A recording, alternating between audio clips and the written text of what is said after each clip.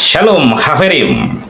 Tahukah kamu kisah inspiratif tentang Yosef yang tetap teguh pada integritasnya meskipun menghadapi godaan dan tuduhan palsu? Dalam video kali ini, kita akan membahas bagaimana Elohim menyertai Yosef dalam perjalanan hidupnya yang penuh ujian. Dari pelayan di rumah Potifar atau budak di rumah Potifar hingga penjara, dan bagaimana kesetiaan serta pengendalian diri menjadi kunci kemenangan. Jangan lewatkan ceritanya, simak selengkapnya hanya di sini.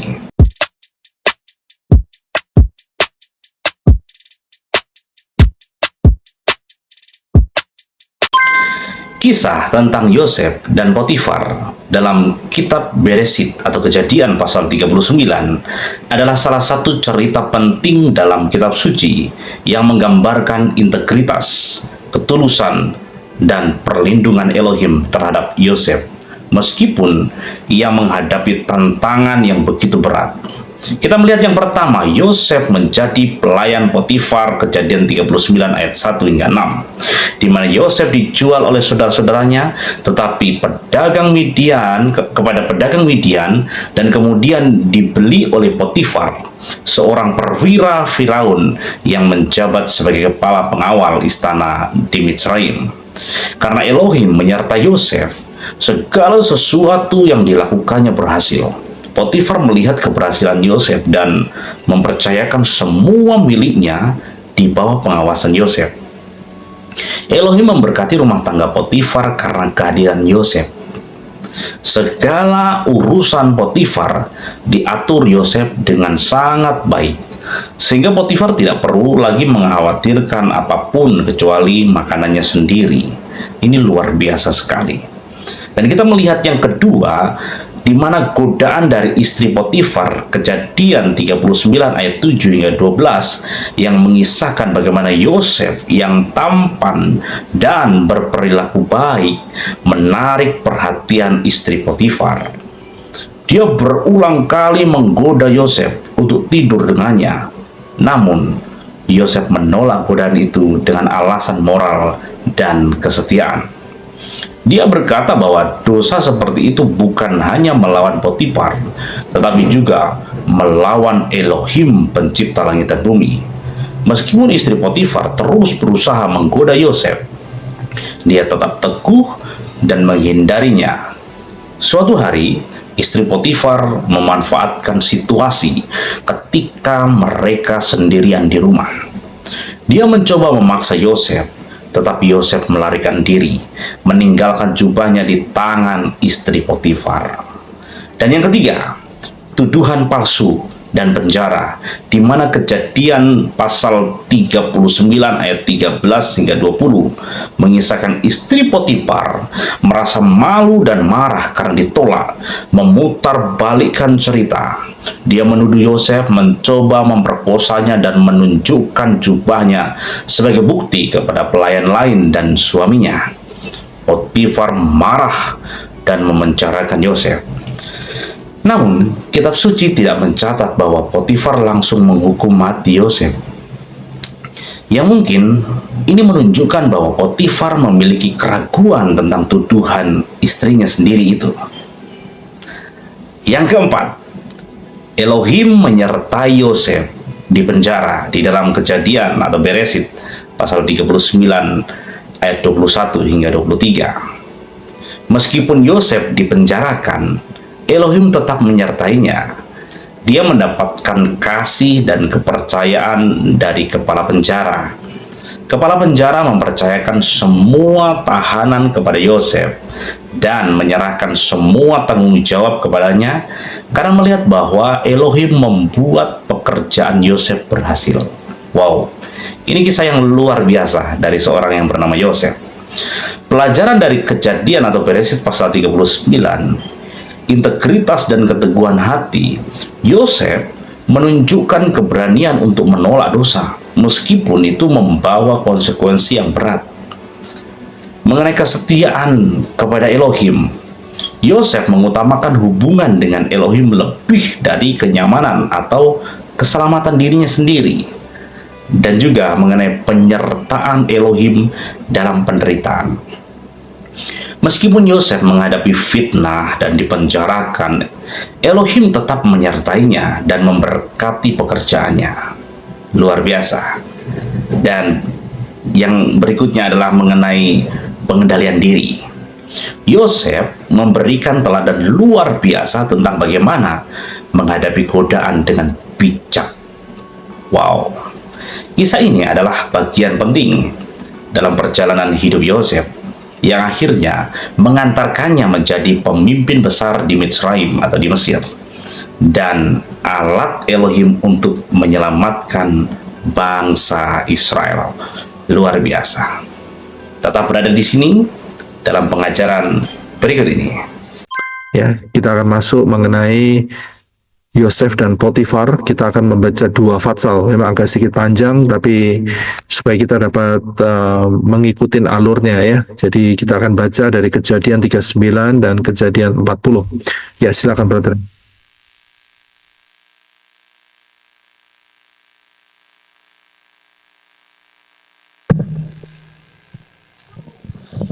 Kejadian 39 ayat 1. Yosef telah dibawa ke Mesir, dan Potifar seorang Mesir, pegawai Firaun, pemimpin para pengawal, telah membelinya dari tangan orang-orang Ismail yang telah membawanya ke sana. 2. Yahweh menyertai Yosef, sehingga ia menjadi seorang yang sukses, dan ia berada di rumah tuannya, orang Mesir itu. 3. Tuannya melihat bahwa Yosef disertai Yahweh, dan Yahweh membuat sukses segala yang ia kerjakan. 4. Maka Yosef mendapat kemurahan di mata tuannya, dan ia melayani tuannya itu, dan ia mengangkatnya atas seisi rumahnya, serta mempercayakan seluruh harta benda miliknya ke dalam tangannya. 5. Sejak saat ia mengangkat Yosef atas rumahnya dan atas segala sesuatu yang ia miliki, Yahweh memberkati rumah orang Mesir itu karena Yosef. Dan berkat Yahweh ada pada segala sesuatu yang ia miliki, baik yang di dalam rumah maupun yang di ladang. 6. Dan ia menyerahkan seluruh miliknya ke dalam tangan Yosef, dan ia tidak lagi mengatur apapun baginya sendiri, kecuali makanan yang ia makan. Dan Yosef itu baik sikapnya dan tampan parasnya. 7. Setelah hal-hal ini terjadilah, bahwa istri tuannya memandang kepada Yosef dan berkata, "Tidurlah denganku." 8. Tetapi Yosef menolak dan berkata kepada istri tuannya itu, "Lihatlah, tuanku tidak lagi mengatur apa-apa di rumah ini, dan segala yang menjadi miliknya telah diserahkan ke dalam tanganku. 9. Tidak seorang pun yang lebih besar di dalam rumah ini daripadaku, dan ia tidak menahan apapun dariku kecuali engkau. Kan engkau adalah istrinya. Jadi bagaimana mungkin aku akan melakukan kejahatan yang besar ini dan berbuat dosa terhadap Elohim?" 10. Sekalipun dari hari ke hari wanita itu membujuk Yosef, tetapi Yosef tidak mendengarkan ia untuk tidur di sisinya, bersetubuh dengannya. 11. Pada suatu hari terjadilah, ketika ia masuk ke dalam rumah untuk mengerjakan pekerjaannya, dan tidak seorang pun dari orang-orang rumah itu ada di sana, di dalam rumah itu. 12. Lalu wanita itu memegangnya pada bajunya sambil berkata, "Tidurlah denganku." Tetapi ia meninggalkan bajunya di tangan wanita itu dan meloloskan diri sambil berlari keluar. 13. Ketika wanita itu melihat bahwa Yosef telah meninggalkan bajunya di tangan wanita itu, dan Yosef melarikan diri keluar. 14. Lalu wanita itu menceritakan kepada orang-orang rumahnya dan berkata kepada mereka, "Lihatlah, ada yang telah membawa kepada kita seorang Ibrani untuk mempermainkan kita. Ia telah masuk mendekatiku untuk tidur dengan aku, tetapi aku berteriak dengan suara keras." 15. Ketika ia mendengar bahwa aku menyaringkan suaraku berteriak, maka ia meninggalkan bajunya di dekatku, dan ia melarikan diri dan pergi keluar. 16. Selanjutnya, wanita itu menaruh bajunya di dekatnya hingga tuannya pulang ke rumahnya. 17. Lalu wanita itu berbicara kepadanya dengan perkataan itu juga, dengan mengatakan, budak Ibrani yang telah engkau bawa. Ia telah masuk mendekatiku untuk mempermainkan aku. 18. Namun ketika aku menyaringkan suaraku berteriak, mengapa ia meninggalkan bajunya di dekatku, lalu melarikan diri keluar? 19. Pada saat tuannya mendengar kata-kata istrinya yang telah bercerita kepadanya dengan mengatakan, hal-hal seperti inilah yang telah budakmu lakukan kepadaku, maka terbakarlah amarahnya. 20. Kemudian majikan Yosef menangkapnya dan menyerahkannya ke penjara tempat para tahanan raja dikurung. 21. Namun Yahweh menyertai Yosef dan dia melimpahkan kasih setia kepadanya dan mengaruniakan kemurahannya di mata pemimpin penjara itu. 22. Dan pemimpin penjara itu menyerahkan semua tahanan yang ada di dalam penjara itu ke tangan Yosef dan semua yang mereka lakukan di sana, Yosef yang mengerjakannya. 23. Pemimpin penjara itu tidaklah mencampuri segala sesuatu yang berada di tangan Yosef, karena Yahweh ada bersama Yosef, dan Yahweh membuat sukses semua yang Yosef lakukan. Kejadian 40 ayat 1. Sesudah semuanya itu, juru minuman dan juru roti berbuat kesalahan terhadap tuannya Raja Mesir. 2. Firaun marah terhadap kedua pegawainya, pemimpin juru minuman dan pemimpin juru roti. 3. Dan ia memasukkan mereka ke dalam penjara di rumah pemimpin pengawal raja, dalam penjara bersama Yosef. 4. Kepala pengawal raja menempatkan mereka bersama Yosef, dan Yosef melayani mereka. Demikianlah mereka di dalam penjara itu selama berhari-hari. 5. Pada suatu malam keduanya bermimpi. Masing-masing punya satu mimpi, baik juru minuman maupun juru roti Raja Mesir, dan setiap mimpi itu memiliki arti sendiri-sendiri. 6. Datanglah Yosef kepada mereka pada pagi hari dan memandang mereka. Tampaklah mereka sedang bersusah hati. 7. Lalu Yosef bertanya kepada pegawai-pegawai Firaun yang ada bersamanya di dalam penjara itu, mengapa hari ini wajahmu muram? 8. Sahut mereka kepadanya, kami bermimpi, tetapi tidak ada orang yang dapat mengartikannya. Lalu Yosef berkata kepada mereka, bukankah segala pengertian itu ada pada Elohim? Ceritakanlah mimpi-mimpi itu kepadaku. 9. Dan pemimpin juru minuman itu menceritakan mimpinya kepada Yosef. Dalam mimpiku, tampaklah sebatang pohon anggur di depanku. 10. Pohon anggur itu ada 3 carangnya, dan sepertinya baru saja bertunas, berbunga, dan tandan-tandannya penuh buah anggur yang ranum. 11. Di tanganku ada cawan Firaun. Aku memetik buah anggur itu, memerasnya ke dalam cawan Firaun, lalu memberikan cawan itu ke tangan Firaun. 12. Maka berkatalah Yosef kepadanya, inilah maknanya, ketiga carang itu adalah 3 hari. 13. Dalam 3 hari lagi, Firaun akan meninggikan dan mengembalikanmu pada kedudukan semula, dan engkau akan mempersembahkan cawan kepada Firaun di tangannya, seperti semula ketika menjadi juru minumannya. 14. Namun, bila keadaanmu sudah baik, ingatlah aku dan lakukanlah kebaikan kepadaku dengan menceritakan tentang aku kepada Firaun, dan tolonglah aku keluar dari rumah ini. 15. Sebab sesungguhnya aku telah diculik dari negeri orang Ibrani, dan di sini pun aku tidak pernah melakukan apa-apa yang menyebabkan aku pantas dimasukkan ke dalam ruang bawah tanah ini. 16. Ketika pemimpin juru roti melihat bahwa Yosef telah mengartikan hal-hal yang baik, maka berkata Lia kepada Yosef, aku pun dalam mimpiku melihat 3 bakul roti putih ada di atas kepalaku. 17. Dan pada bakul yang paling atas terdapat berbagai macam makanan Firaun, hasil olahan pembuat roti. Tetapi burung-burung memakannya dari bakul yang ada di atas kepalaku. 18. Maka Yosef menjawab dan berkata, inilah maknanya, ketiga bakul itu adalah 3 hari. 19. Dalam 3 hari lagi Firaun akan meninggikanmu tinggi ke atas dan menggantungmu pada sebatang kayu, dan burung-burung akan memakan dagingmu dari tubuhmu. 20. Pada hari yang ketiga, pada hari kelahiran Firaun, ketika ia mengadakan perjamuan untuk semua hambanya, maka ia meninggikan kepala pemimpin juru minuman dan kepala pemimpin juru roti itu di tengah-tengah para hambanya. 21.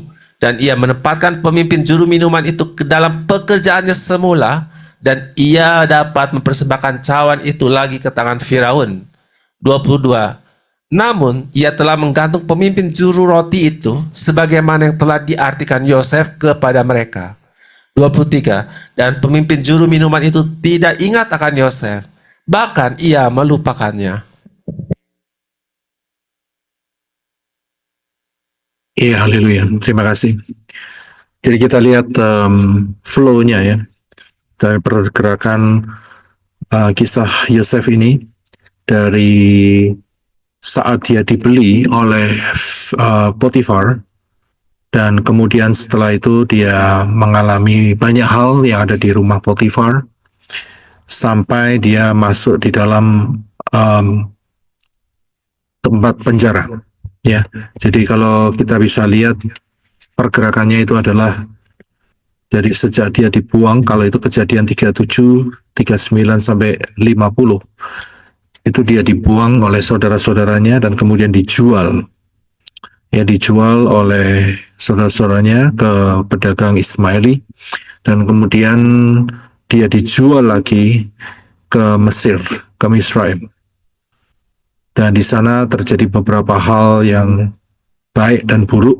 Pertamanya dia diangkat, kemudian tiba-tiba terjadi satu problem, yaitu dengan istri majikannya, sehingga singkat cerita dia dibuang di tahanan, dan kemudian setelah itu dia akan dikeluarkan lagi untuk mengartikan mimpi dari Firaun, ya, dan dia diangkat menjadi governor of Egypt, of Mesir, ya, dari Mesir, dan kemudian saudara-saudaranya sujud menyembah karena terjadi kelaparan yang sangat hebat di tanah Kanaan, dan akhirnya Yosef bertemu dengan ayahnya sendiri, yaitu Yakub.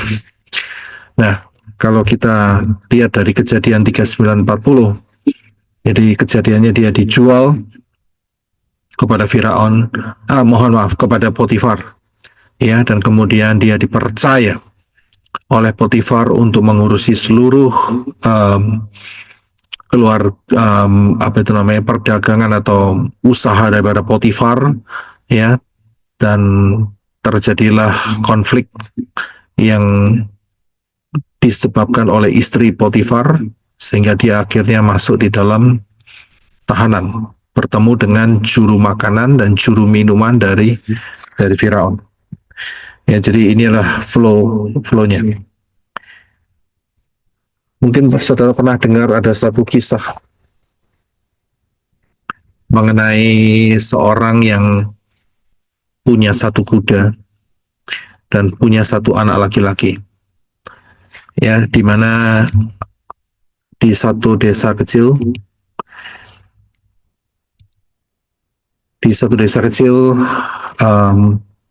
ada satu keluarga di mana seorang ayah mempunyai seorang putra dan juga seekor kuda.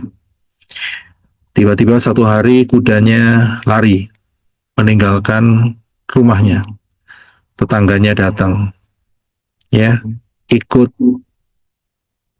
berduka cita, bukan kematian tapi kehilangan kuda, ya. Jadi ikut sepenanggungan, karena kuda satu-satunya yang biasanya dia pakai untuk bekerja, pakai untuk transportasi, tiba-tiba kudanya lari, hilang. Jadi tetangganya ngumpul memberikan penghiburan, ya, merasa ikut iba hati. Tapi 10 hari kemudian tiba-tiba kudanya datang dengan, ya, 15 kuda lain. Jadi tiba-tiba rumah ini penuh dengan kuda-kuda. Ya, tetangganya datang lagi. Dia mengatakan, wah, beruntung kamu, hoki kamu. Ya, hoki. Ya, jadi beruntung. Ya, kelihatannya ketimpa malapetaka, tapi toh ternyata mendatangkan berkat. dan kudanya mulai banyak, ada 16 ekor, 1 ditambah 15. Jadi mulai apa itu namanya, memikirkan yang lebih besar lagi, ya, karena pertamanya cuma punya 1 kuda, sekarang punya 16 kuda. Tiba-tiba nggak lama, 1 bulan kemudian, putranya satu-satunya ditendang kuda sehingga kakinya patah, ya, kakinya patah dan cacat. Tetangga-tetangganya datang lagi, ya, ikut iba, ya, mengungkapkan rasa iba karena kecelakaan daripada anak laki-lakinya satu-satunya, ya, yang ditendang kuda. Akhirnya 2 bulan lagi ada banyak tentara datang ke kampung itu dan ada satu perintah dari panglima tertinggi karena posisi negara sedang perang. Jadi setiap anak laki-laki harus ikut wajib militer masuk ke medan pertempuran. Jadi setiap anak laki-laki di kampung itu, di desa itu dibawa semua, kecuali 1 anak laki-laki ini yang patah kakinya. Kembali lagi, ngumpul lagi tetangga-tetangganya. Wah, kamu beruntung. Wah, gitu. Ini yang beruntung, yang rugi itu yang mana, begitu, ya kan? Sudah bisa lihat dari kisah ini, yaitu kisah dunia, saudara. Tapi di kisah daripada Yosef ini ada tangan yang tersembunyi, yang tidak kelihatan, yang berkuasa, ya, sehingga Rasul Paul menuliskan ayat ini yaitu di dalam Roma 8 ayat 28. Saudara, saya yakin saudara sudah banyak yang hafal akan ayat ini, yaitu Roma 8 ayat 28. Silakan, Brother.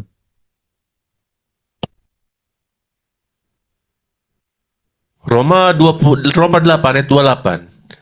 Kita tahu bahwa segala sesuatu bekerja bersama-sama untuk kebaikan bagi mereka yang mengasihi Elohim, yaitu bagi mereka yang terpanggil sesuai dengan rencananya. Iya, haleluya. Jadi kita tahu, karena kita sudah ada di dalam Elohim yang benar, yaitu Yahweh, di dalam Yeshua HaMashiach. Karena itu kita tahu bahwa segala sesuatu bekerja bersama-sama.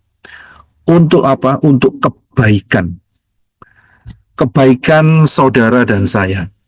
Ya, untuk kebaikan saudara dan saya. Dan setiap saudara mempunyai kondisi yang berbeda-beda.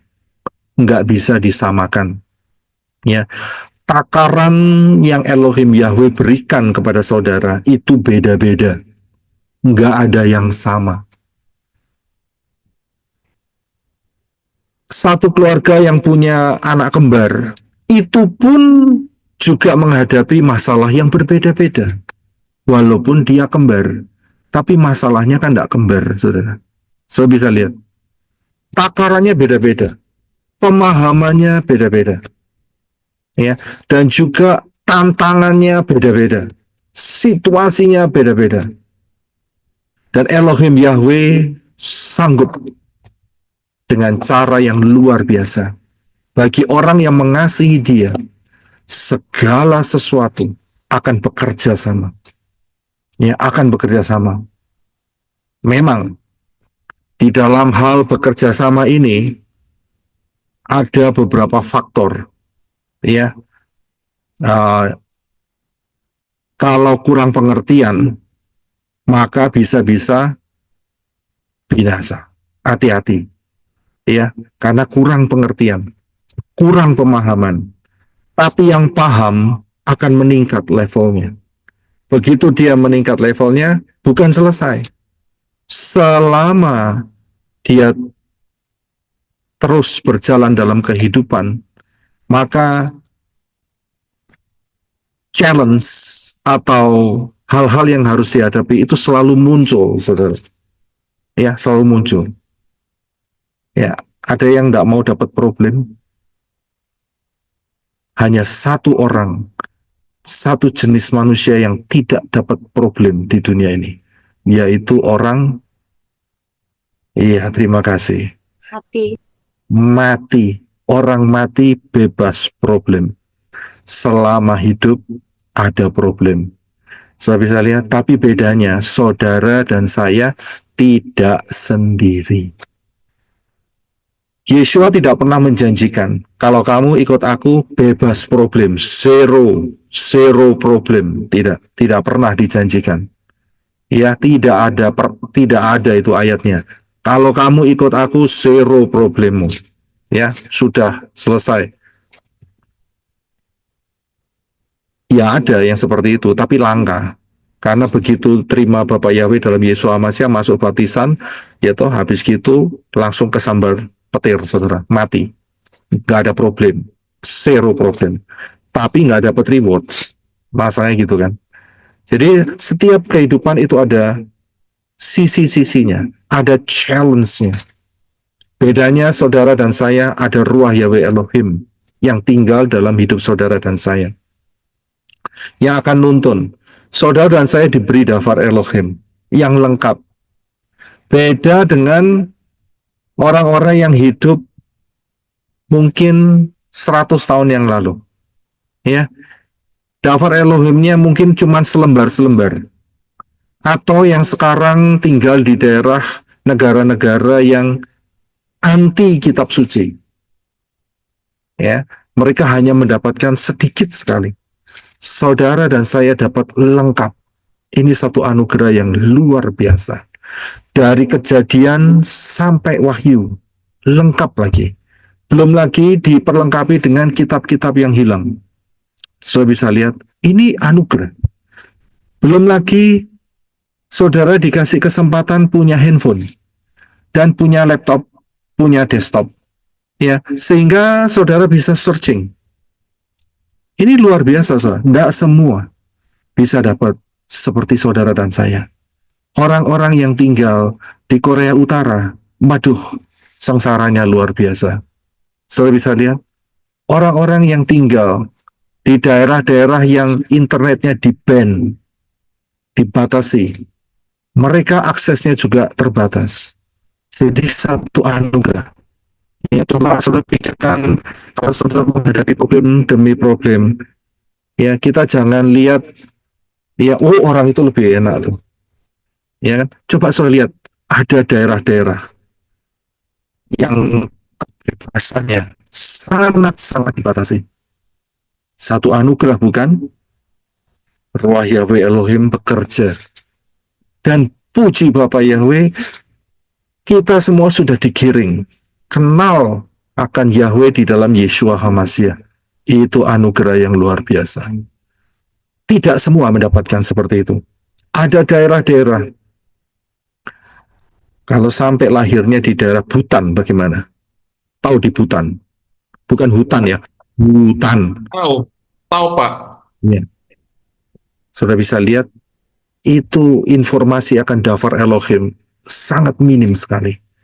Dikuasai dengan kekuatan ilah-ilah asing.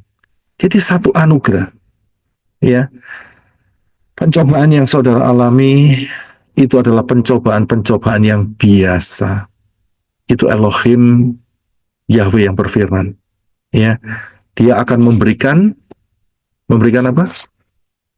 Memindahkan problem? Tidak. Dia akan memberikan jalan keluar. Jadi kalau memberikan jalan keluar berarti harus melampauinya. Ya, harus melampauinya dan akhirnya dikasih jalan keluar untuk mengatasinya. Ya, sangat luar biasa. Saudara dan saya bersyukur sekali.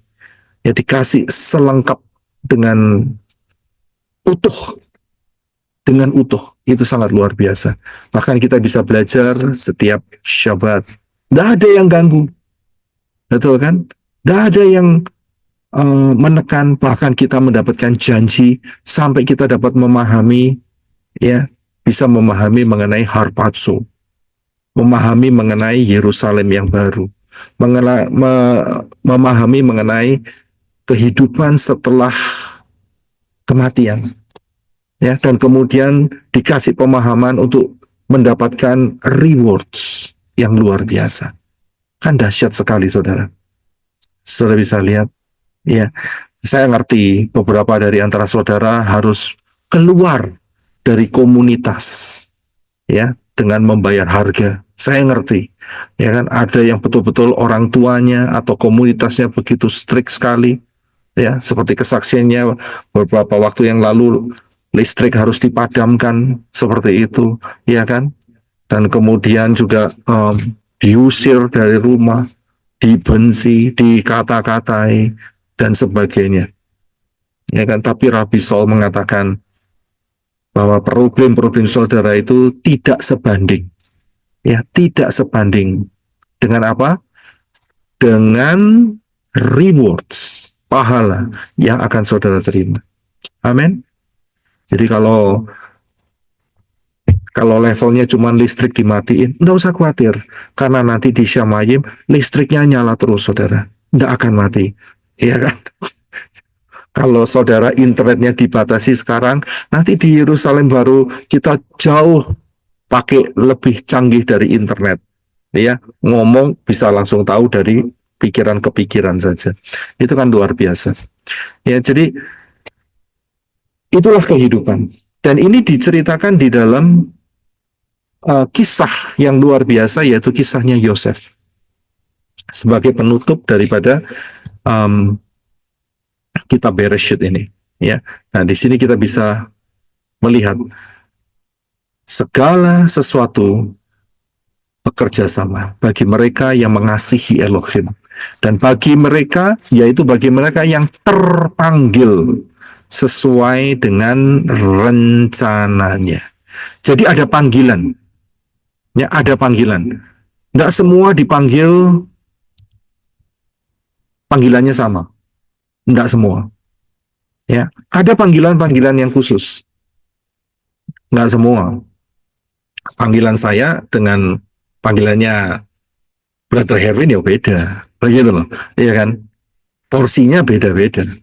Tapi di sini kita bekerja sama, kita saling melengkapi satu sama lain.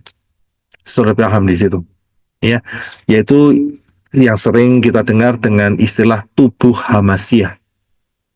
Masa tubuhnya semua mata semua? Lah, pencernaannya di mana? Mulutnya di mana? Telinganya di mana? Apa semua hidung semua? Waduh, mengerikan, saudara. Lubang begitu, kan mengerikan, saudara.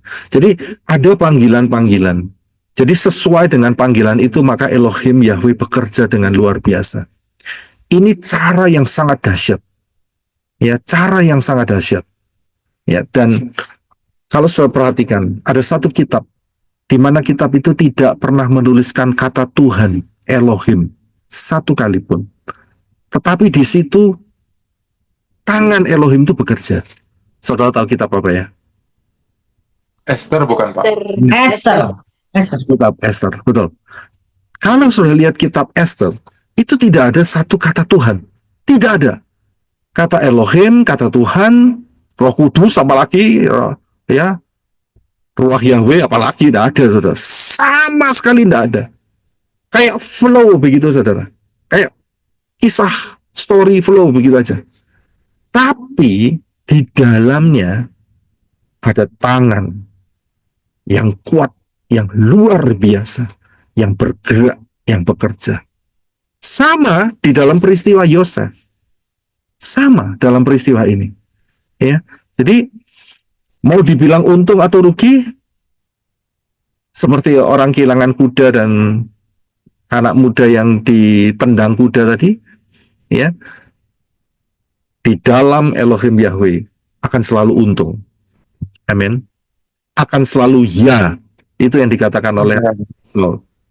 Tidak ada tidak, tapi ya akan ada anugerah, keberuntungan, proteksi, dan sangat luar biasa. Seumur hidup. Amin. Bahkan di dalam Pemazmur dikatakan, sampai putih rambutmu, Dia akan menggendong kamu. Betul? Saya bisa lihat akan terus dipelihara. Ya, apa ada yang di sini saat saudara pakai sisir, kemudian saudara lihat, oh ini rambut nomor 1127 gugur, putus begitu. Nggak ada, saudara. Saudara nggak akan tahu nomornya berapa ini. Tapi Elohim Yahweh tahu persis berapa dan nomor berapa yang rontok dari rambut saudara, saudara. Ya, itu karena pemeliharaan. Kamu akan dipelihara seperti biji mataku. Saudara bisa lihat?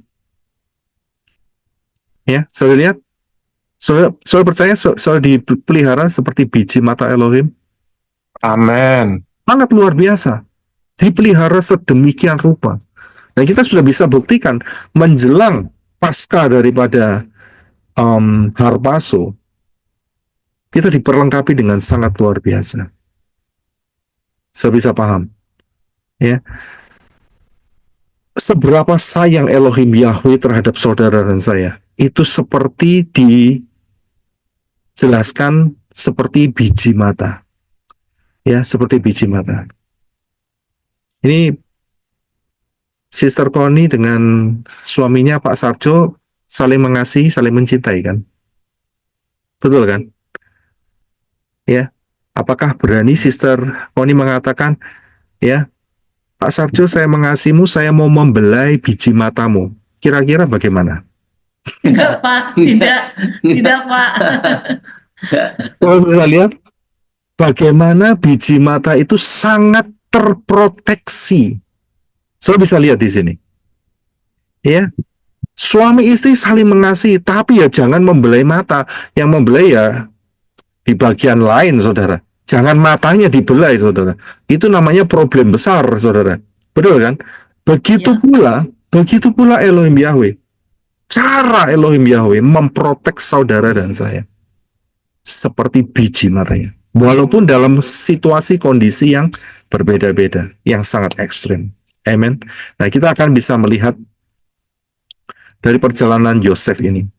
Ya, di mana kita harus paham, seperti yang kemarin saya jelaskan, bahwa di dalam kisah Yosef ini ada faktor sejarah, ada faktor karakter, dan ada faktor profesi. Nah, kalau kita lihat, di dalam kitab Kejadian 39, Potifar ini adalah pemimpin para pengawal, ya, dan kemudian dia membeli Yosef, karena Yosef adalah budak, jadi budak itu diperjualbelikan. Nah, ada satu hal yang luar biasa dari kisah ini, di mana Yosef yang pertamanya itu budak, ya, yang pertamanya itu budak, dia bisa sampai naik level, ya, pertamanya budak, kemudian dia naik level untuk melayani Potifar dan keluarganya, ya, dan kemudian dia naik level lagi sampai ayat yang ke-6. Bahkan sampai Potifar tidak ngurusi apapun, ya, hanya ngurusin soal makan minumnya sendiri saja. Semuanya diberikan kepada Yosef. Mau itu pengeluaran keuangan, mau jual beli ternak, mau apa saja, Yosef yang menangani. Saya bisa lihat. Padahal pertamanya itu budak, saudara. Ya, saudara bisa lihat, saudara bisa merasakan. Budak itu, ya, kita harus tahu beda budak dan pegawai. Bedanya budak dan pegawai apa? Kalau budak itu milik, Pak. Iya. Satu, budak itu milik, pegawai itu digaji. Budak itu cukup dikasih makan, yang penting sehat dan berfungsi dalam pekerjaan. Itu kayak mesin. Saya bisa lihat, budak kalau sakit, tuannya bilang, ini nggak ada gunanya. Dia buang begitu saja. Saya bisa, budak itu tidak punya hak sama sekali. Saya bisa lihat, jadi mau diapain saja ya terserah tuannya, begitu loh. Ya, itu seperti barang. Beda dengan pegawai. Nah, posisi Yosef itu dari budak dia naik jadi orang yang dipercayai. Bahkan kepercayaan ini meningkat, saudara. Ya, kepercayaan ini meningkat sampai di titik di mana Potifar tidak mikir apa-apa lagi. Yang Potifar tahu, dia datang, aku kepingin makan ini, makan itu, selesai, sisanya diberikan kepada Yosef. So bisa lihat. Dan Elohim Yahweh menjelaskan di sini ada faktor yang pertama, yaitu kalau kita lihat ayatnya, yaitu bahwa ayat 2, Yahweh menyertai Yosef sehingga ia menjadi orang yang sukses atau berhasil, dan ia berada di rumah tuannya orang Mesir itu. Ya, jadi berkat Yahweh lah yang membuat Yosef itu sukses dalam segala hal. Kemudian ayat 5 dikatakan, sejak ia mengangkat Yosef atas rumahnya dan atas segala sesuatu yang ia miliki, Yahweh memberkati rumah orang Mesir itu karena Yosef. Dan berkat Yahweh ada pada segala sesuatu yang ia miliki. Luar biasa nggak? Baik yang di dalam rumah maupun yang di ladang. Semuanya, segala hal itu diberkati. Ini cerita ekstrim sekali. Memang dibuat ekstrim seperti ini oleh Elohim Yahweh supaya saudara dan saya belajar. Ya, supaya saudara dan saya belajar. Ya, kita akan melihat, dan ini juga bukan cuma dibuktikan saat ada di rumahnya Potifar, tetapi juga saat Yosef ada di penjara. Ayat 22 dikatakan, dan pemimpin penjara itu menyerahkan semua tahanan yang ada di dalam penjara itu ke tangan Yosef. Dan semua yang mereka lakukan di sana, Yosef yang mengerjakannya. Pemimpin penjara itu tidak mencampuri segala sesuatu yang berada di tangan Yosef. Karena apa? Karena Yahweh ada bersama Yosef, dan Yahweh membuat sukses semua yang Yosef lakukan. So bisa lihat pergerakannya. Memang dibuat seperti itu supaya saudara dan saya paham. Ceritanya nggak setengah-setengah, nggak cuma 10% atau 70%, tapi dibuat maksimum oleh Yahweh supaya saudara dan saya belajar. Ya, supaya saudara dan saya belajar. Dan ingat, Yosef saat itu umur kira-kira berapa? Kita tahu Yosef dapat mimpi umur 17 tahun. Berarti dia masih umur 20 tahun ke bawah. Tapi dia sudah mampu tembus dengan kepercayaan, trust yang begitu luar biasa. Sebisa dia. Ya, jadi ini sebetulnya memperlengkapi saudara dan saya supaya hidup dalam dunia ini kita tahu caranya. Ya, hidup dalam dunia ini pun ada aturan-aturannya, dan saudara saya kasih tahu, dunia ini sukses karena mereka meniru pola dafar Elohim. Itu luar biasa. Ya, karena dunia ini sebetulnya dibodohi sama setan. Betul kan? Hanya dafar Elohim lah yang mampu membuat dunia ini bisa berubah. Ya, jadi dunia ini cari taunya di mana? Di dafar Elohim. Dan itu dipraktekkan. Ya, dan itu dipraktekkan. Tapi masalahnya dunia ini licik. Ya, Yeshua pernah mengatakan, tulus seperti Merpati. melati, tapi cerdiknya seperti ular. Saudara bisa lihat, untuk menjaga status seperti ini nggak gampang. Nggak gampang. Ya, karena ada banyak yang namanya serigala berbulu domba. Saudara bisa lihat. Ya. Tapi inilah yang dikasih tahu oleh Elohim Yahweh. Ada daerah-daerah yang tidak boleh kita masukin, yaitu liciknya seperti Satan pikirannya, ya. Tapi kita harus tulus. Nah, orang dunia ini, ya kita sudah tahu ya, sudah pasti nggak tulus, ya kan? Tetapi jangan berkecil hati, karena kita punya senjata. Saudara dan saya dikasih senjata yang luar biasa. Senjata yang terbesar yang Elohim Yahweh berikan adalah saudara dan saya tidak sendiri. Di dalam hidup kita ada ruah Yahweh Elohim. Di sekitar kita ada malaikat-malaikat yang setia kepada Elohim Yahweh. Saya bisa lihat. Nah, itu diaktifkan untuk menolong. Salah paham di situ. Jadi kita diperlengkapi, saudara dan saya diperlengkapi. Nah, kalau kita lihat,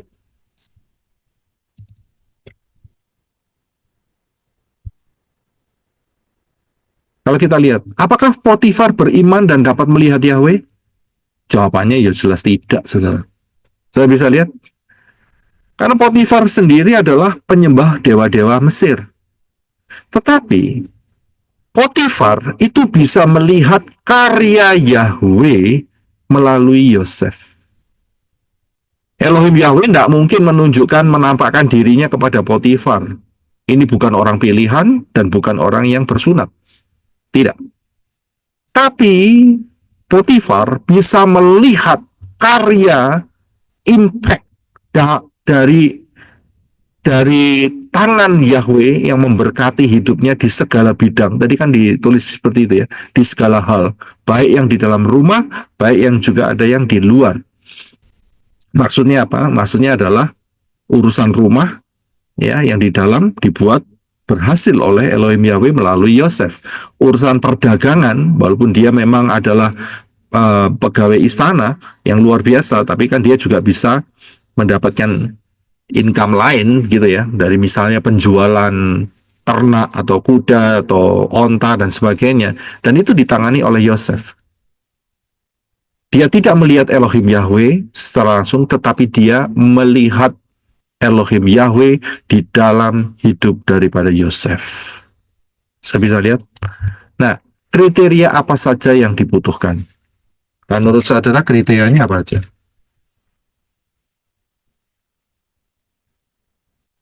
Kriterianya apa saja? Taat, Pak. Rendah hati, percaya kepada Yahweh. Yang pertama adalah yang jelas adalah fear of Yahweh. Betul ya? Ya, ya, takut. Yes. amin. Iya kan? Itu yang pertama tadi kan. Ya, takut akan Yahweh. Walaupun Yosef berada di satu negara, satu kerajaan yang menyembah banyak dewa asing, menyembah dewa-dewa asing, tetapi dia tetap menyembah satu Elohim, yaitu Yahweh. Saya bisa lihat, dia tidak goyang imannya. Walaupun anak ini masih muda loh, di bawah umur 20, tapi imannya kokoh. Dia betul-betul dikasih fondasi yang luar biasa oleh Yakub. Ini dahsyat, saudara. Kemudian selain daripada takut akan Yahweh, apalagi yang kita bisa lihat, saya yakin saudara akan setuju bahwa dia ini rajin. Betul ya? Benar. Selain rajin, apalagi? Jujur, setia. Iya, setia. Oke. Dan kemudian dia juga helpful. Tahu ya helpful ya? Hati. Suka membantu. Iya. Ya, dia bisa helpful.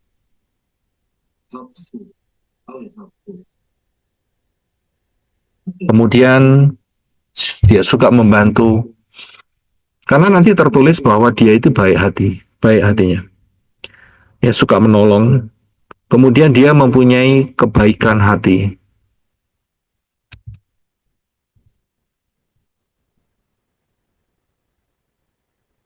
Ya, dan suka tersenyum. dia Jujur, Pak. jujur, ya.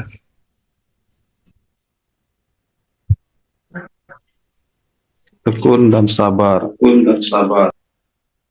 Dan kemudian dia ya tekun dan sabar, bisa dianggap setia juga ya. Dan dia Bertanggung jawab, Pak. Bertanggung jawab.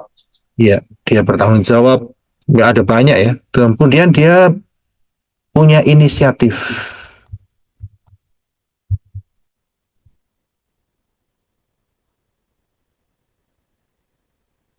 Ya, punya inisiatif dan saya yakin dia juga punya inovatif.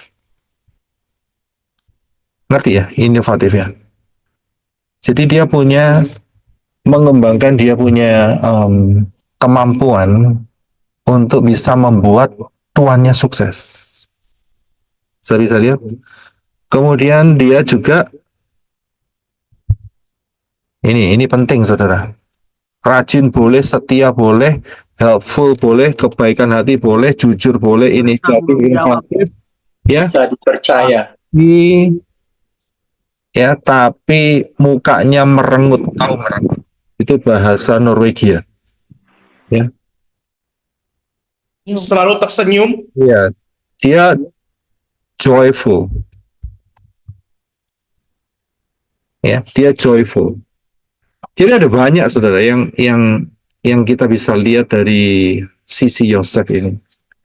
Belum lagi dia bisa dipercaya dari hal yang kecil. Saudara tambahin sendiri listnya ya, yang saya ketik tadi. Tadi ada 8. Saudara nambah sendiri kira-kira yang positif apa. Nah, coba saudara aplikasikan. Ya, aplikasikan jangan ke orang lain saudara. Aplikasikan diri sendiri. Ini saya yang kurang di mana? Gitu.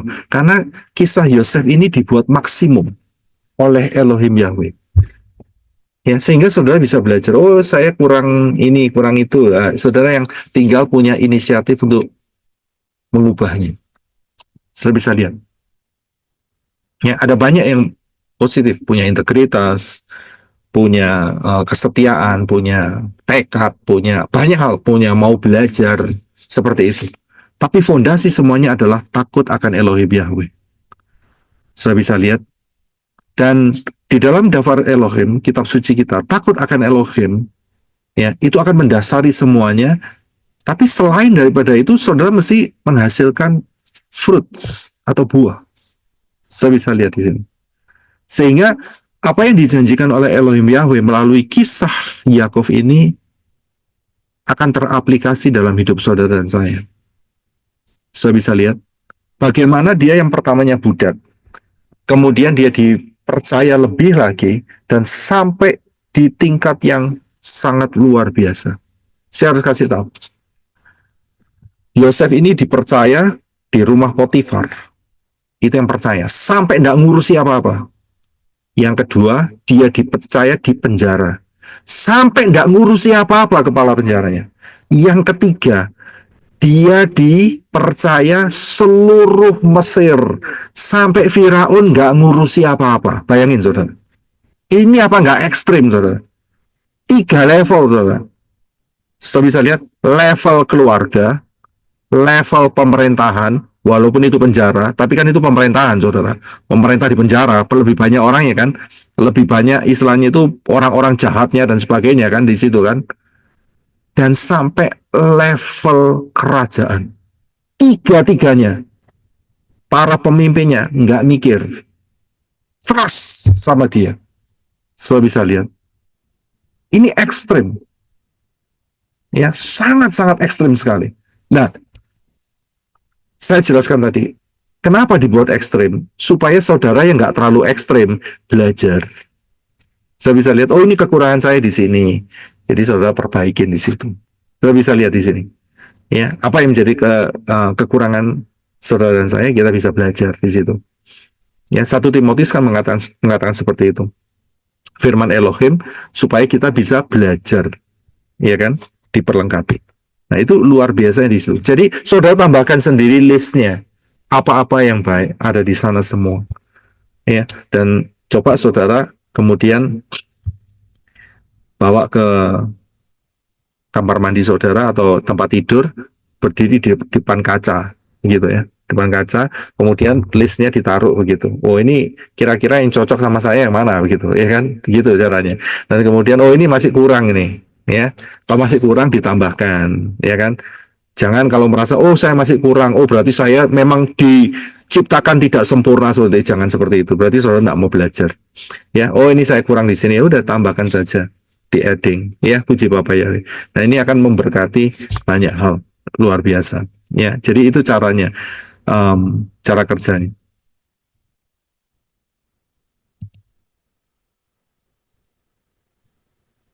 Ya, jadi ini saya kasih sampai 8, tapi bisa saudara lanjutkan sendiri.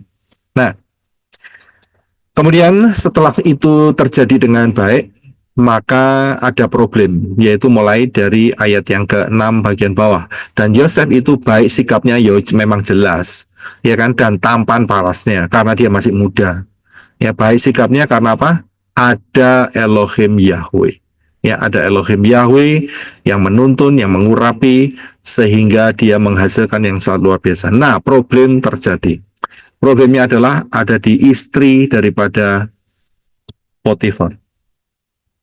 Ya, istri daripada Potifar. Ini problem start ada di sini. Kalau saudara memperhatikan kitab yang hilang, maka saudara akan menemukan siapakah nama istri Potifar. Ya, istri Potifar itu namanya adalah berikut tadi sudah ngeteks saudara itu. Iya, Zulaikha. Zelika. Zelikah. Ya, Zelikah. Ya, itu namanya. Saudara bisa lihat dari kitab Yasar. Ya, kitab Yasar. Memang dalam bahasa Inggris, cuman saya nggak tahu versi Indonesianya ada mana, tapi ada di sana kisah itu. Tidak apa-apa, karena ini melengkapi. Ya, ini melengkapi. Jadi melengkapi mengenai apa yang mungkin kisah-kisah yang missing atau terhilang. Tetapi ingat, patokan kita ada di Torah, di Tanakh. Itu kitab yang hilang hanya melengkapi saja, ya. Jadi kalau seandainya terjadi selisih angka atau apapun ya, atau cerita, ya kita balik ke Torah saja, kita balik ke Tanakh, ya. Jadi kita harus tahu cara kerjanya. Jadi kitab-kitab yang hilang ya adalah kitab pelengkap saja untuk memberikan informasi. Nah, kitab Yasar ini ternyata tertulis ada di 2 ayat, yaitu Yosua 10 ayat 13 dan 2 Samuel 1 ayat 18. Saya nggak tampilkan, mungkin Brother Henok bisa bantu saya untuk mencarinya. Yosua 10 ayat 13.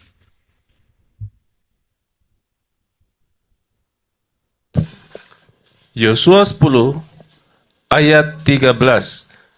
Dan diamlah matahari dan bulan pun diam sampai bangsa itu selesai membalaskan dendamnya atas musuh-musuhnya.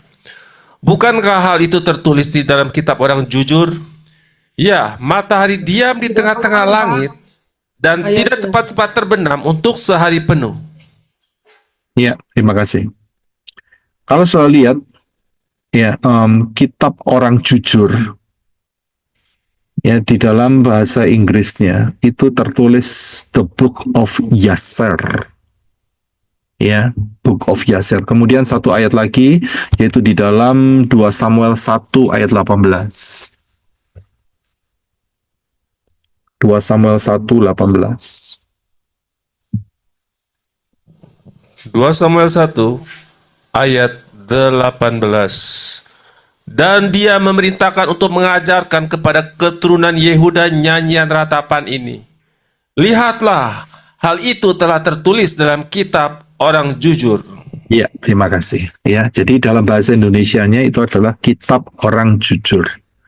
Ya, tetapi di dalam bahasa Inggrisnya dipakai kitab Yasar, The Book of Yasar. Ya, jadi kita paham. Nah, kisah daripada Yakov ini kita tahu nama istri, mohon maaf ya, Yosef kok Yakov. Yakov sudah ditunda dulu. Ya, jadi mengenai Yosef, ini nama istri daripada Potifar adalah Selika. Ya, Selika. Nah, jadi Selika ini yang istilahnya itu eh, bahasa Kroasianya itu neko-neko, tahu ya neko-neko?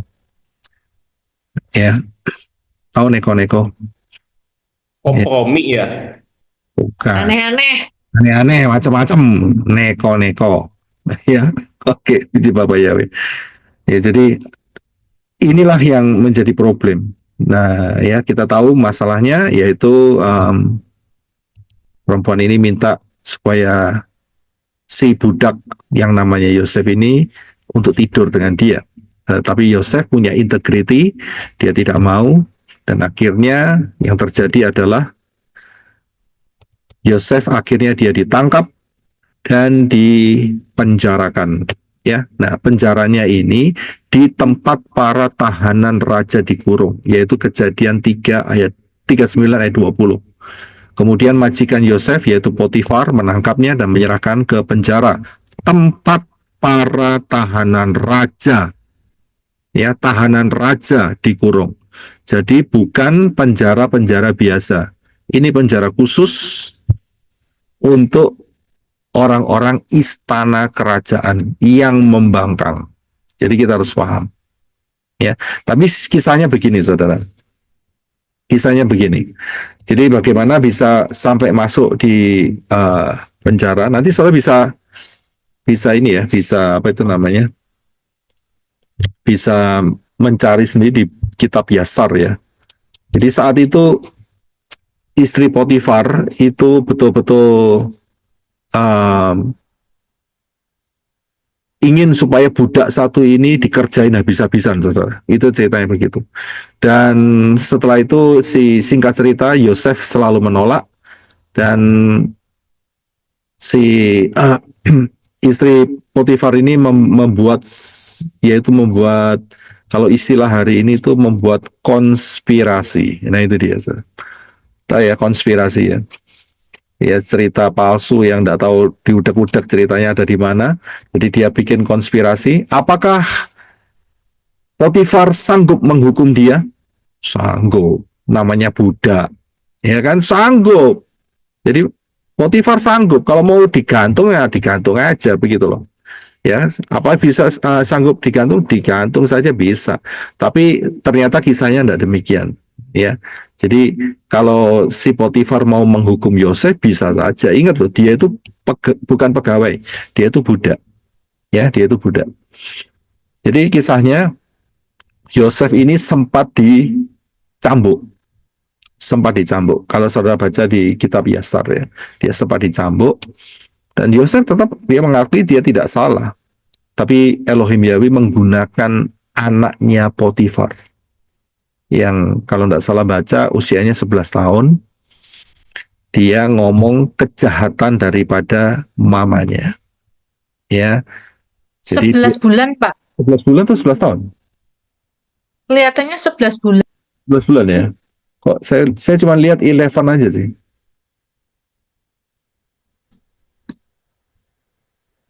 Jadi panjang sekali sih kitab Yasar ini. Ya, tapi anak itu masih kecil. Ya, anak itu masih kecil, saudara. 11 bulan gimana bisa ngomong ya Pak? Karena itu tertulis, dia bilang Elohim Yahweh membuka mulut anak ini.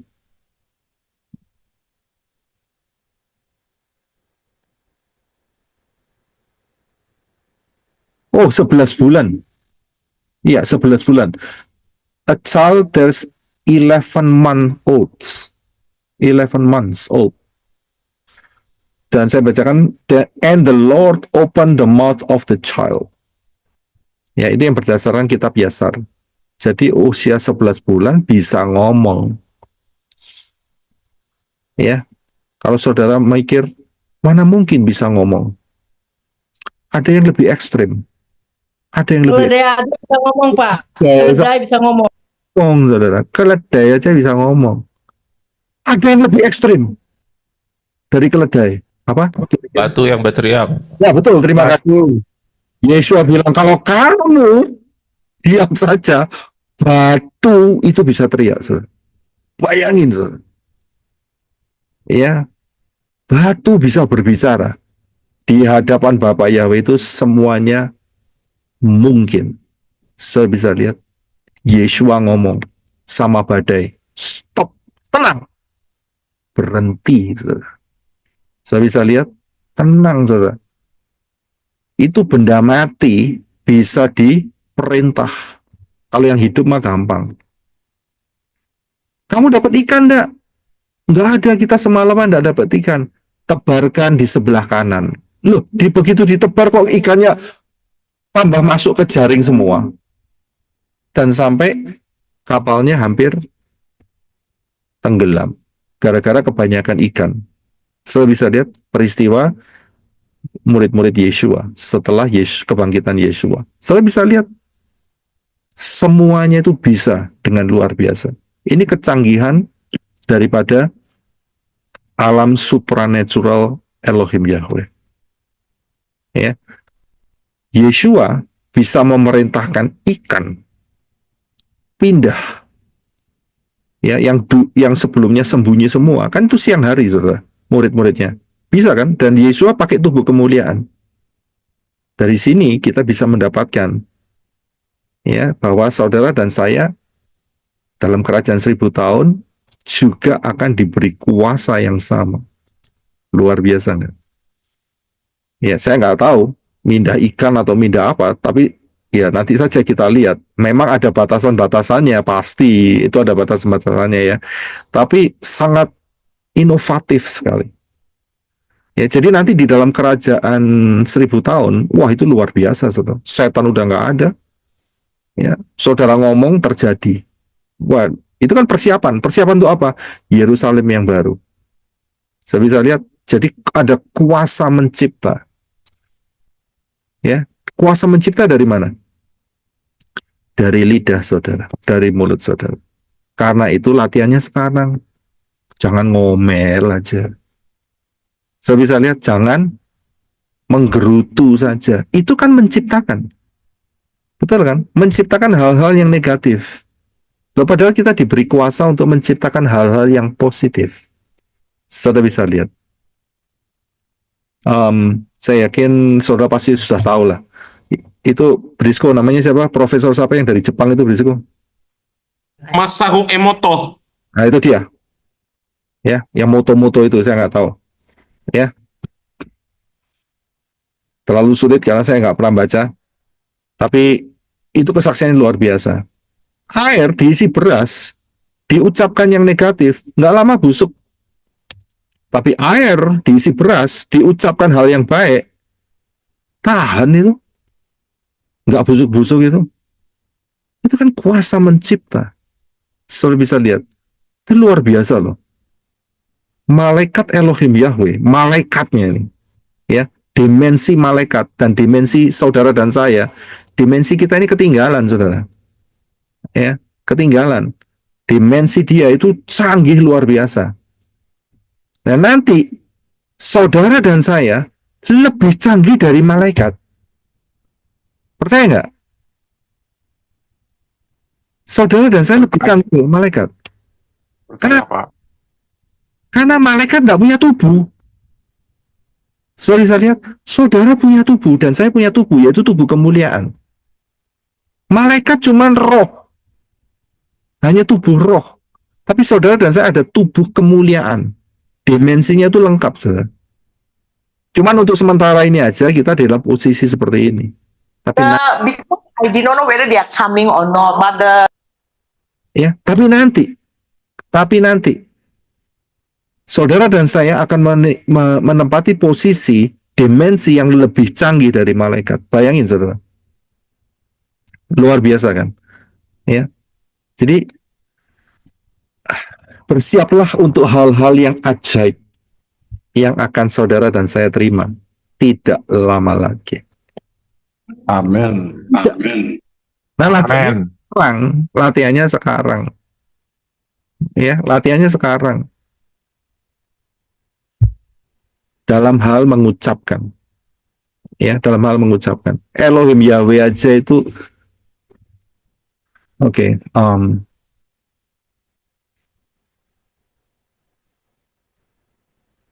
apa itu namanya? Bahasa Meksikonya itu greasy, tahu greasy? Tahu greasy? Israel tuh ngomel lah ya. Ya, Tahu greasy? Aduh, aku greasy ya. Tahu apa itu? rakus. Oh, Bukan rakus. Mengeluh ya Pak, mengeluh. Bukan mengeluh. Muak, Pak. Iya, muak. Sungut-sungut. Gitu loh. Malaikat Elohim itu, kamu ngomel sampai berapa kali sih? Sampai 10 kali, wes. Nggak usah masuk. Gitu loh. Bayangin, saudara. Nggak usah masuk. Mati aja semua yang usia 20 tahun ke atas. Saya bisa lihat. Waduh, ini bikin pusing ini nanti di Syamayim ini. Ngomel aja. Nggak usah masuk sekalian. Gitu ya kan maksudnya. Greasy gitu. Ya. Rasanya risih banget itu. Saya bisa bayangin. Elohim Yahweh saja dengan alat untuk menciptakan, kita mesti perhatikan baik-baik. Sudah paham ya? Ya, jadi kembali lagi ke kisah daripada Yosef. Ya, jadi, nah setelah itu kemudian anak yang umur 11 bulan ini dia menyatakan, dibuka mulutnya oleh Elohim Yahweh. Itu yang ngomong itu yang menjebak itu istrimu sendiri, ya, si mama yang menjebak. Akhirnya si Potifar kisinan, malu hati. Dan akhirnya si Yosef dibawa ke penjara. Nah, di penjara inilah dia bertemu dengan juru makanan dan juru minuman. Saudara tahu nggak apa tugas juru makanan dan juru minuman?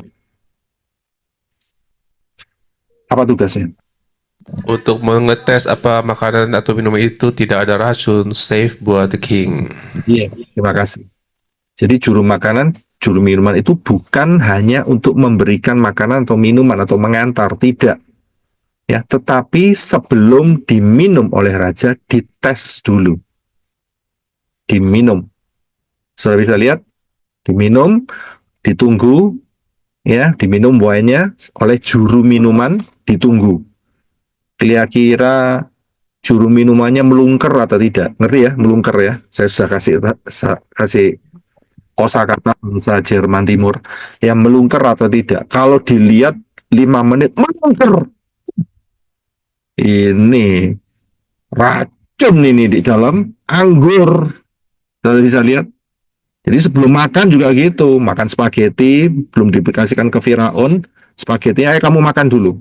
Ditunggu dia. Ya, ditunggu. 10 menit kejet-kejet. Tahu kejet-kejet? Ya. Tahu enggak? Itu Kejang-kejang. bahasa Antartika itu, kejet-kejet. Kejet-kejet begitu tuh. Wah, kejet-kejet langsung mati, ya, mulutnya berbusa. Ini ada racun ini di sini. Ya kan? Nah, itu. Jadi juru makanan dan juru minuman itu adalah dites dulu sebelum diberikan kepada raja. Saya bisa lihat, nah, gobloknya nih. Ya, ada yang nggak ngetes. Dalam sejarah, ada yang nggak ngetes. Ini gobloknya. Padahal dia itu menganggap dirinya sudah top of the line. Mestinya, dia harus ngetes dulu. Tahu siapa? Gobloknya. Sehingga orang ini akhirnya game. Nggak dites. Juru roti ya? Bukan. Yang ngasih perempuan Yahudi. Nggak dites sama dia. Langsung aja Muhammad, Pak. Nah, terima kasih. Ya, itu dia. Nggak dites, saudara. Padahal kan dia punya banyak pasukan. Dia nggak pakai sistem ini. Akhirnya apa? Ya, akhirnya mau diar, ya, atau mati. Betul, mati keracunan. Kalau kamu nabi, makan ini nggak mati, berarti kamu nabi. Ternyata dia mati, berarti nabi bukan. Terima kasih. Saudara sendiri yang jawab. Nggak usah rame-rame. Setelah bisa lihat, kan sebenarnya dia punya pasukan. Makan dulu dong. Tapi itu dia caranya Elohim Yahweh. Dimakan dia. Nggak pakai juru makan atau juru minuman. matilah dia. Sudah bisa lihat? Ya, jadi inilah kisah daripada juru makanan dan juru minuman. Nah, di dalam kitab suci kita ada satu orang juru minuman yang menulis kitab suci. Siapa namanya? Nehemia. Ya. Nehemia. Nehemia. Ya, Nehemia. Nehemia kita baca di dalam Nehemia 1 ayat 11 untuk supaya saudara melengkapi pengetahuan atau pengenalan saudara akan Dafar Elohim. Ya. Nehemia 1 ayat 11. Silakan Brother Enoch, bisa dicari.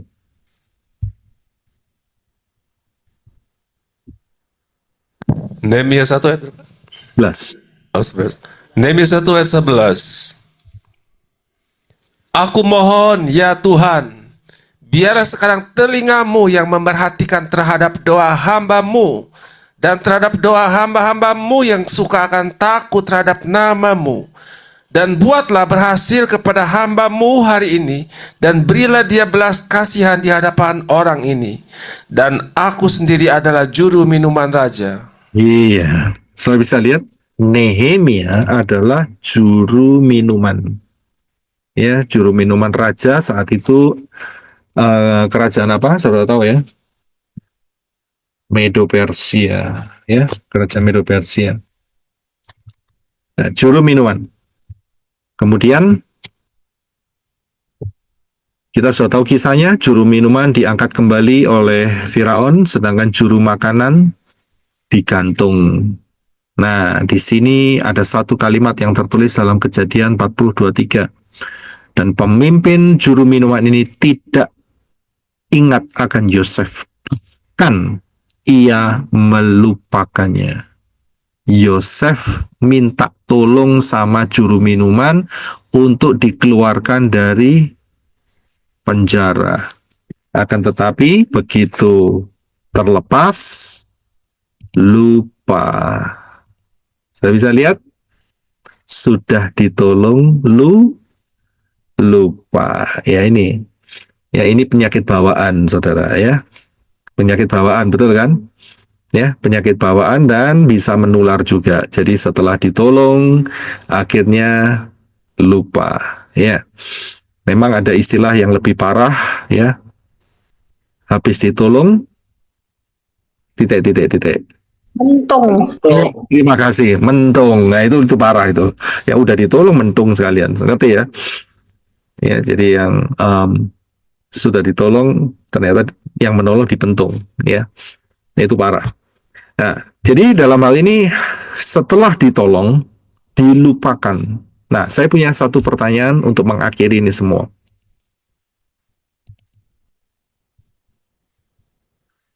Di fase manakah yang terberat untuk Yosef? Di fase manakah yang terberat untuk Yosef? Gimana? Menunggu papanya, Pak. Menunggu papanya. Oke, ada lagi? Di fase mana? Masukin sumur. Dimasukin sumur, Apakah di dalam penjara itu ya Pak? di dalam penjara. Ayo, di mana? Fase yang terberat untuk Yosef. Saat difitnah istri Potifar, Pak. Istri Potifar. Istri Potifar. Ya, saat difitnah itu, Pak. Coba, ya, fase mana yang paling berat buat dia? Di fase mana? Di fase waktu dia dijual ke tanah Mesir, Pak. Dia Saat ingat waktu dia namanya. melihat saudara-saudaranya untuk pertama kali. Di Di fase fase saat dia digodain, Pak, dia kabur dari istrinya Potifar. Saya boleh jawab, Pak? saudara sebutkan itu berat. Semua yang saudara sebutkan itu berat. Tapi ada satu yang terberat. Waktu dikasih pemerintahan Firaun, Pak. Waktu dikasih kekuasaan. Lo enak itu tambahan. Waktu menghadapi saudara-saudaranya, Pak. Itu enak itu. Waktu menghadapi saudara-saudaranya, Pak. Waktu ngadepin saudara-saudaranya, Dan diingat sama waktu, enggak terlalu waktu disuruh tukar sama Benjamin, Pak. enggak terlalu berat. Enggak terlalu berat. Dia hanya nunggu kok. Atau waktu dia terpisah Ditolak. dengan bapaknya, Pak? Dan dibenci keluarganya. Nunggu bantuan juru minum tadi, Pak. Minta bantuan. Nah, bukan minta bantuan, memang dia minta, tapi pengharapannya. Tapi ada satu yang paling berat yang dia alami. Mengampuni saudara-saudaranya. Mengampuni saudara-saudaranya. Dia lihat saudara sudah bertobat, dia ampuni, nggak terlalu susah. Karena dia Kalau di kitab biasa nangis Pak waktu lewati kuburan maminya Rahel, dia menangis di situ. nangis, itu paling berat. Ya, nggak lama hilang. Fase yang terberat adalah fase Apa Pak itu kepotong payokanan? fase yang terberat adalah menjalani sehari-hari selama 13 tahun. Itu fase yang paling berat. Betul kan? Menjalani tanpa ada masa depan. Saudara coba taruh posisi saudara di Yosef. Dibuang di sumur. Iya kan? Setelah itu apa? Nggak tahu. Tapi ternyata setelah itu dijual. Dan saudara tahu, budak itu dijual, itu diseret. Nggak dinaikkan onta, itu nama bukan budak, itu namanya permaisuri itu. Ya kan? Dan sehari-harinya dia merasa kelaparan, dia merasa kehausan, ya kan? Kesehariannya itu loh. Itu yang terberat. Kalau terjadi perubahan, oke. Jadi misalnya dia setelah dijual, dia mendapatkan majikan baru, misalnya seperti itu. Setelah itu kan dia dikasih makan, dikasih minum. Tapi setelah itu dia harus kerja lagi. Kesehariannya ini sampai kapan selesai? Saudara dan tahu gampang. Saudara dan saya tahu gampang karena kita tahu ceritanya. Umur 17 sampai umur 30. Selesai 13 tahun. Tapi kalau kita menempatkan posisi kita di sepatunya si Yosef, ini mau sampai kapan? Kita biasa menuliskan, dia ada di penjara berapa tahun? Brisco tahu ya? Berapa tahun? 13 tahun. 13 tahun di penjara. Saya bisa lihat, ini mau sampai kapan? Bisa lihat. Mau nunggu mimpi, dia juga nggak tahu. Dia ada di penjara. Maksud dia tahu-tahu dapat profesi, oh nanti apa itu namanya, Firaun dapat mimpi seperti itu. Nggak ada kabar. Dia hanya pegang satu mimpi, dua mimpi. Kakaknya, jeraminya tunduk sama dia, dan kemudian bulan bintang dan 11 bintang tunduk sama dia. Cukup cuman itu. Dia nggak ada apa. Saudara dan saya lebih gampang loh. Kita dikasih pattern. Pola 7.000 tahun. Kita sudah lihat. Kapan Yesua mati, dan dari situ kita bisa ngitung. Betul kan? Kapan Yesua bakal datang? Saya bisa lihat, Yosef nggak ada itu. Yosef nggak punya handphone ya. Yosef nggak punya internet. Dia nggak punya peta. Dia budak. Saya bisa lihat, dingin kedinginan, panas kepanasan, lapar ya cuma segitu jatah makannya dia. Keseharian. Ini yang menjadi yang paling berat buat dia. Memang ada fase-fase enak saat di rumahnya Potifar, tapi setelah itu balik lagi, saudara. Keseharian ini yang menentukan dia. Sampai dia itu tidak pernah minta tolong kecuali cuma satu, yaitu kepada juru minuman. Tolong aku. Itu pun dilupakan. Bayangin, saudara. Mau sampai kapan? Kalau saudara berpikir, Yosef berkata, aku sudah 12 tahun di sini. Nah, apa aku sampai tua di sini? Betul kan? Sampai kapan ini? Ini sudah 13 tahun di sini. Tapi dia tidak tahu, seminggu lagi dia keluar. Titik keseharian ini loh, yang menjadi penentu. Dia nggak ada kalender, saudara. Untuk menentukan, oh nanti 13 tahun selesai, saya bisa keluar, saya bisa naik jabatan dan sebagainya, atau dilantik menjadi komisaris. Nggak ada yang tahu. Keseharian ini. Saudara dan saya lebih gampang. Ya. Elohim Yahweh sudah menyatakan timingnya. Sekarang kita di tahun 2025. Ups, belum. Kurang 1,5 bulan. Betul kan? Nggak lama lagi 2025. Dan berdasarkan penanggalan kalender, ya kan, dengan pola jika Yesua matinya tahun 30 Masehi, maka tinggal ditambah 2000, jatuhnya 2030. Dihitung aja kurang 3,5 tahun. Lah kita sudah tahu kira-kira perkiraannya kapan harpazonya. Saya bisa lihat lebih mudah buat saudara dan saya. Tapi dalam 2 tahun ini apa yang saudara dan saya kerjakan? Saya bisa lihat ini penentuan loh. Ada yang percaya, ada yang tidak percaya. Dalam 2 tahun itu 365 hari dikali 2. Ya kan? Pasti saudara ada yang mikir, iya nek kejadian, lah nek enggak. Betul kan? Ayo. Walaupun kita sudah belajar, tapi suara setan itu pasti ada. Suara kecil itu pasti ada. Iya nek kejadian, nek enggak bagaimana? Saya bisa lihat bagaimana menyikapinya. Nah, seharian ini loh yang penting. Bagaimana kita di build up di detik-detik terakhir sebelum harpazo. Chance-nya 50-50, anggaplah. 50 jadi, 50 tidak. Belum tentu jadi. Tapi pasti akan jadi. Ya. Kita ambil yang probabilitas yang terbesar, 50-50. Kalau 50 itu jadi, yang jadi, ada ayat-ayat pendukungnya enggak? Ada fakta-fakta pendukungnya enggak? Ada timeline pendukungnya enggak? Kalau nggak jadi, ada pendukungnya tidak. Itu saja.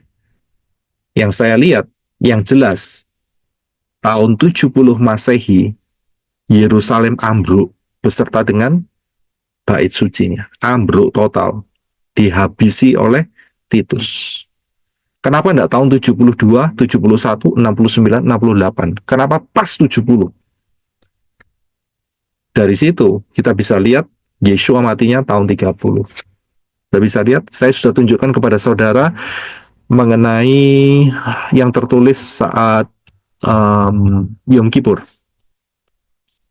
Masih ingat bahwa selama 40 tahun dari Talmud menyatakan selama 40 tahun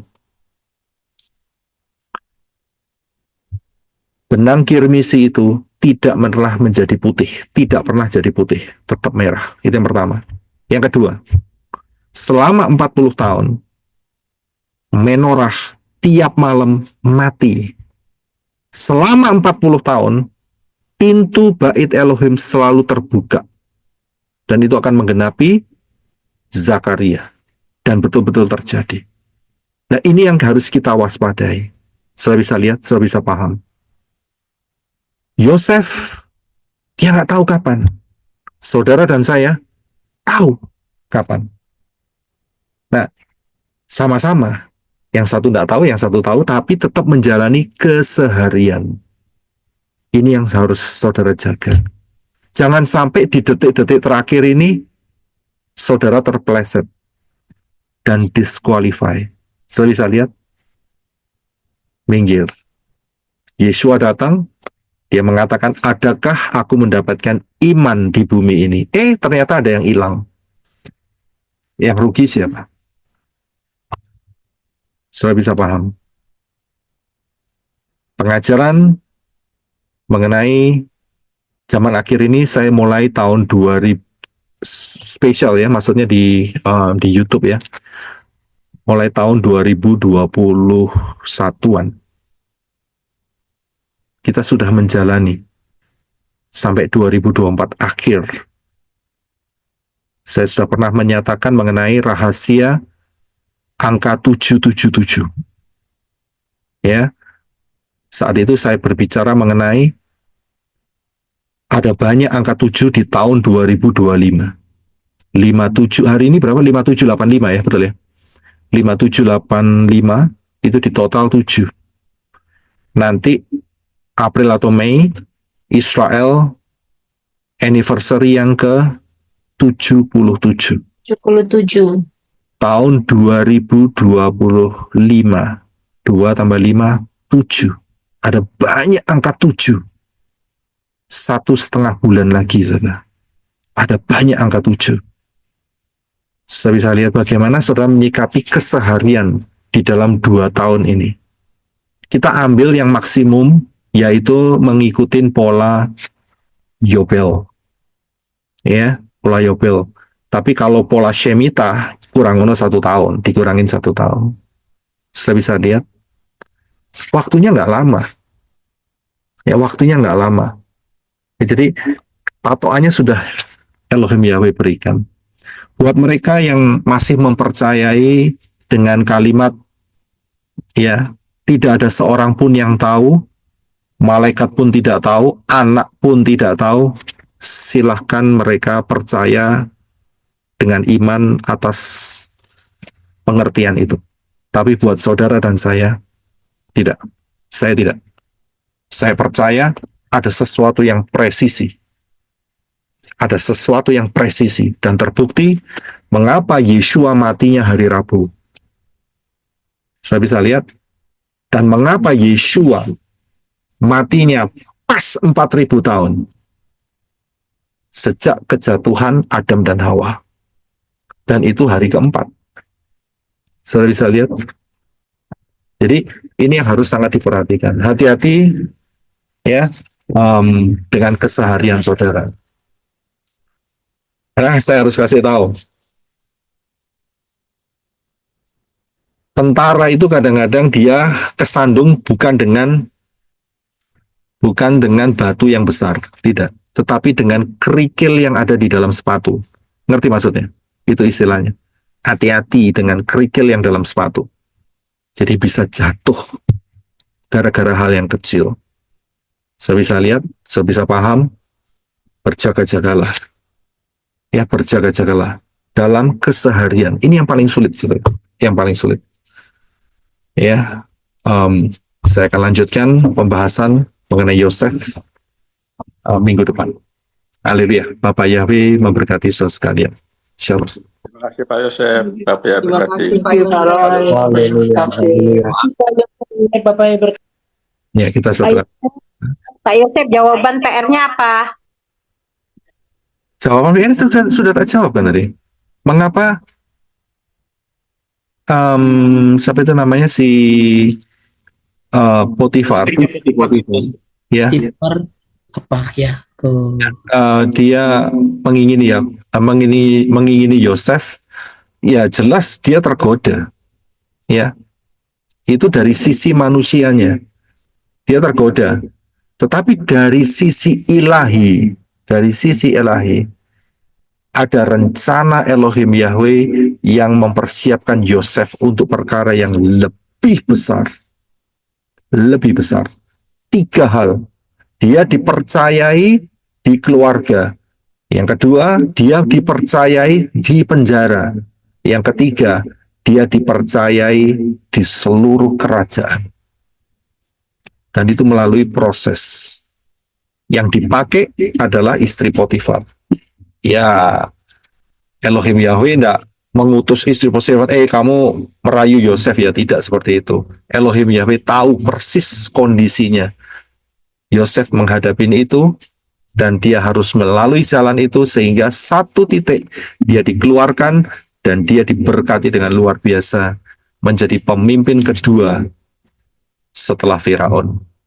Saudara bisa lihat di sana, ya. Bisa lihat kisahnya di kitab Yasar, ya. Oke, puji Bapak Yahweh. Jadi kenapa, dan juga kenapa kok tidak ditaruh di penjara pencuri ikan atau pencuri ayam, itu tidak ditaruh di sana, ya. Tapi dia ditaruh di penjara di mana nantinya juru makanan dan juru minuman itu akan dipertemukan. So bisa lihat, ini divine, ini pengaturan Elohim Yahweh. Ini pengaturan Elohim Yahweh, divine, dipertemukan. So bisa paham. Saudara dan saya bergabung, belajar di tempat ini juga bukan satu kebetulan. Ini divine. Nanti di Syamayim kita lihat filenya secara lengkap. Bagaimana Bapak Yahweh menggiring saudara untuk melihat semua kebenaran firman ini. Dari pengajaran-pengajaran yang ada di pelayanan menorah. Saya bisa paham di sini. Ya, ada dari antara saudara yang kecantol, apa itu kecantol ya? Terkait, ya, terkait dengan pengajaran apa? Dengan pengajaran hybrid, dua hybrid. Ada yang kecantol dengan pengajaran apa? Dua saksi, ya kan? Ada yang kecantol dengan pengajaran apa? 2026 high alert. Ada banyak, tapi semuanya digiring. So bisa lihat, akhirnya ketemu dengan selengkap seperti ini. Ini divine. Hanya Elohim Yahweh. Saya masa bisa ngancam saudara atau maksa saudara, kamu harus ikut saya loh ya. Ini tidak bisa. So bisa lihat, begitu saya lihat pengajarannya, ternyata Ruah Yahweh Elohim menuntun kita step by step. Persis seperti Yosef. Amin. Haleluya. Bapak yang berkati saudara sekalian. Haleluya. Terima kasih telah menonton. Kiranya kisah Yosef ini menginspirasi kita semua untuk tetap setia dan teguh dalam menghadapi setiap ujian hidup. Jangan lupa untuk like, komen, dan subscribe agar tidak ketinggalan video inspiratif lainnya. Bapak Yahweh di dalam Adonai Yeshua HaMashiach memberkati. Shalom.